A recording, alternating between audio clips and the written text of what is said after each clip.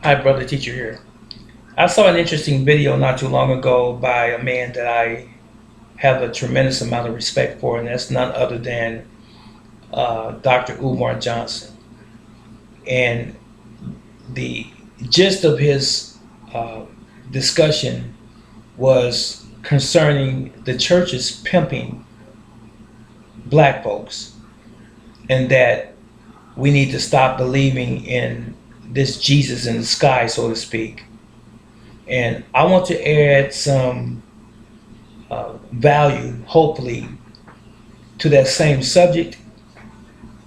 Now, in time past, I talked about a similar uh, belief in the church, as it were, as far as not putting your trust in a church, and the fact that you could actually have a relationship, or establish a relationship with the Creator outside of a physical temple or tabernacle or synagogue, whatever people want to call it nowadays. Now, be that as it may, I don't believe, and I will never advocate not believing that there's a Savior. Now, contrary to the way in which Dr. Umar worded his dissertation, I totally disagree with him on there not being a God or a Jesus or Creator that you can give your problems to and that can help deliver you from your circumstances. Now, I think it's fair for me to explain it to you how I understand it. I believe this: there is a Creator, there is a Savior. Most people call him Christ or Jesus Christ. I call him Yeshua, his Hebrew name. Now, I do believe that he came to this earth in the form of a human being, and that he sacrificed his life, and he became the last blood sacrifice, or the last lamb of those oblations that were used prior to his appearance on the earth to atone for men's massive sin on the earth. I do believe in this, and I do believe that there is a kingdom that is to be established after this world in which we live in right now. And if you go to the book of Revelation, somewhere between the 20th and the 21st chapter, you will see that there will be the New Jerusalem that's going to be the place where we will be abiding, if you will, on this planet Earth after everything is said and done. Now, with that said, I want to say this: I don't believe that those people who call themselves Christians or believers in God are all wrong. I do believe that there are many people who have been misled. And I do believe that there are many people who have not been taught properly, or who have not even learned properly, or even learned the truth. And there are a lot of people who are walking out here amongst false prophets. And I believe that those false prophets are many, many, many of them. So with that, I want to say this: if we were to believe what Dr. Johnson is saying, that we just have to solely believe in ourselves, we would be wrong. And if we were to believe that we were to solely believe in God, we would be wrong as well. These are my words. This is how I see it. The Almighty does not just let us sit still and he just opened up the windows of heaven and shower down blessings and material things and all of the things that we need and want or desire whenever we ask for it. That's not the way he operates. He requires some work from us.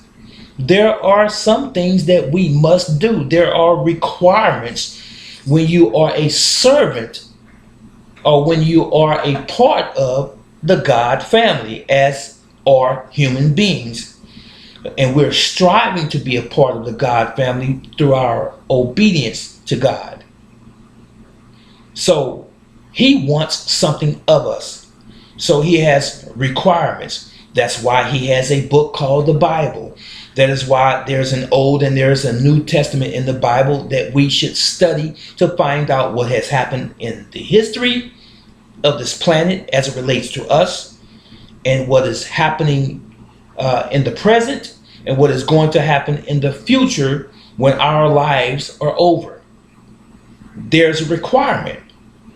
So I personally, if I might use myself as an example, and you think on this very same thing, what would you do if you were to die today? What would happen tomorrow?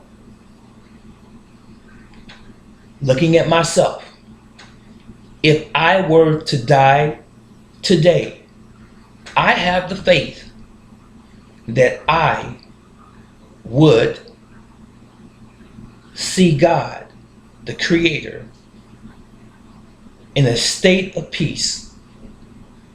In other words, I believe that I would see the Creator, and that the Creator would be pleased with my life. Because I live my life according to the scriptures as much as I know how to, and I try very earnestly every day of my life to walk circumspectly. And that simply means I walk and live my life every day as if it were my last day. And I'm not talking about being paranoid, and I'm not talking about walking around in fear of the Creator. I have a reverence for the Creator, or the Almighty. And it's that simple. So again, I believe that if I were to die today, that I would have a place in God's kingdom. So with that said, I'm going to flip it back to you that are watching this video now. Do you believe that if you died today, that you would live again? Do you believe that if you died today, that the Almighty Creator, the omnipotent, the all-knowing Creator of everything that is, who created the universe and everything that's living on this planet, do you believe that he has the power, and that he would be willing to, and that he would actually raise you back from the dead and give you a place in his kingdom, or in the new world, or the new life to come after this world?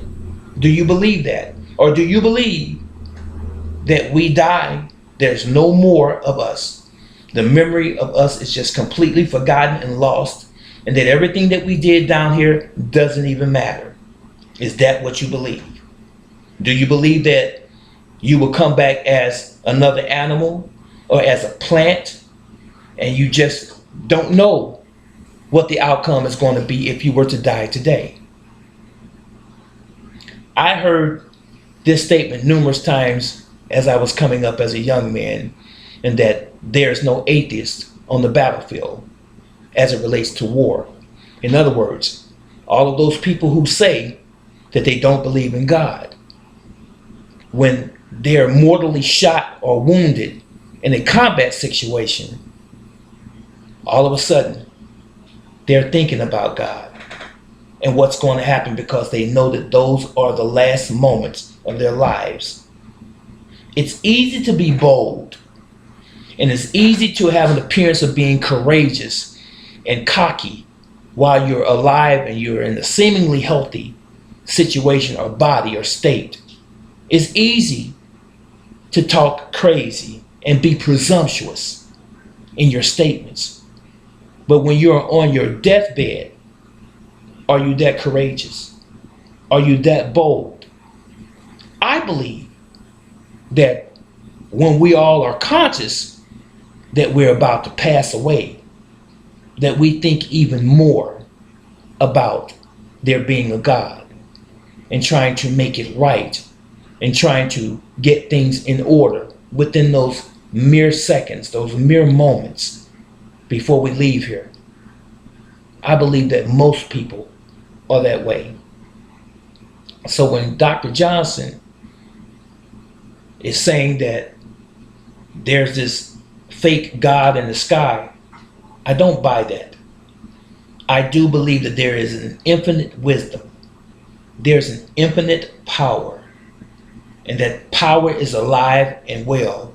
And just because he doesn't manifest himself in the way that we would like, and just because our lives might not be going according to the way we would have them go, because of our lack of understanding, our lack of knowledge, our lack of wisdom, doesn't mean that he doesn't exist.